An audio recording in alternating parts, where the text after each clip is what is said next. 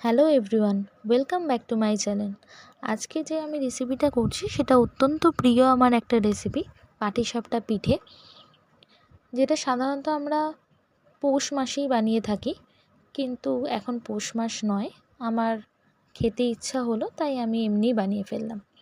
তো আমার মতো কার কার পাটিসাপটা খেতে ভালো লাগে অবশ্যই কমেন্ট করে জানিও। আমি যেভাবে ব্যাটারটা বানিয়েছি, নর্মাল যেভাবে পাটিসাপটার ব্যাটার বানাই আমি সেইভাবেই ব্যাটারটা বানিয়েছি, কিন্তু পুরটা আমি দুই রকমভাবে বানিয়েছি। একটা নারকেল আর চিনি দিয়ে, আর একটা গুঁড়ো দুধ দিয়ে মাখা সন্দেশের মতো।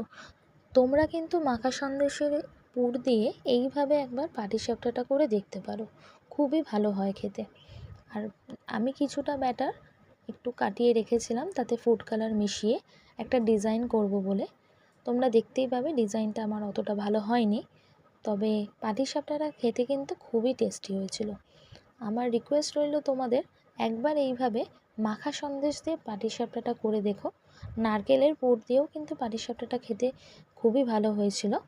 তবে তোমরা দুটোই ট্রাই করো, কিন্তু দুটোর মধ্যে ট্রাই করে কোনটা বেশি ভালো লাগলো সেটা আমাকে অবশ্যই কমেন্টে জানিও। দেখা হবে নেক্সট ভিডিওতে। ভিডিওটা ভালো লাগলে লাইক করো, সাবস্ক্রাইব করতে ভুলো না। ততক্ষণ পর্যন্ত ভালো থেকো, টাটা। দেখা হবে নেক্সট ভিডিওতে।